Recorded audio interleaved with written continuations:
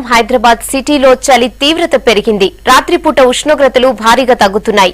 నిన్న రాత్రి 12.9 డిగ్రీల టెంపరేచర్ నమోదైంది. 4 ఏళ్లలో ఇదే లోయెస్ట్ రికార్డ్ అంటోంది వాతావరణ శాఖ. ఉత్తరాది నుంచి వీస్తున్న గాలులతో చలి పెరిగిందని, మరో 5 రోజుల దాకా ఇదే పరిస్థితి కొనసాగుతుందని అంటున్నారు వాతావరణ నిపుణులు.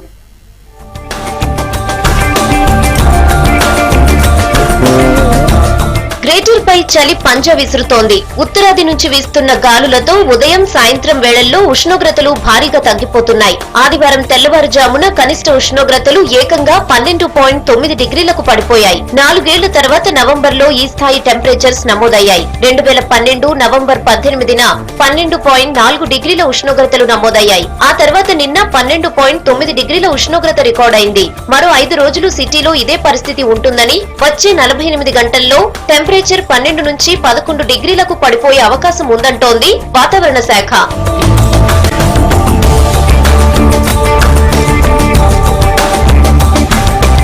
చలి తీవ్రత పెరగడంతో బారెడు పొద్దెక్కినా సిటీ జనం ఇళ్ల నుంచి బయటకు రావడం లేదు. చిన్నారులు, వృద్ధులు, బాలింతలు, గర్భిణీలు, ఆస్తమా బాధితులపై చలి తీవ్ర ప్రభావం చూపిస్తోంది. వీరంతా తెల్లవారుజామున సాధ్యమైనంత వరకు బయటకు రాకుండా ఉండాలంటున్నారు డాక్టర్లు. ఉదయం ఆఫీసులకు వెళ్లేవారు తీవ్ర ఇబ్బందులు పడుతున్నారు. తెల్లవారుజామున మంచు కురుస్తుండటంతో వాహనదారులు కూడా ఇబ్బందులు పడుతున్నారు.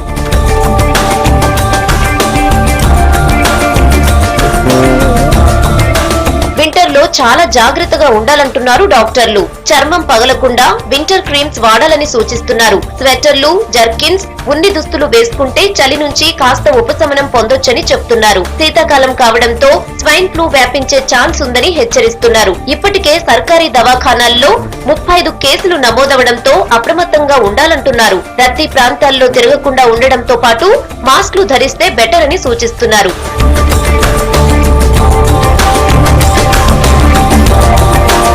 సిటీలో తెల్లవారుజామున 13 డిగ్రీల లోపే టెంపరేచర్స్ నమోదవుతుండటంతో ప్రజలు తగిన జాగ్రత్తలు తీసుకోవాలని సూచిస్తున్నారు డాక్టర్లు.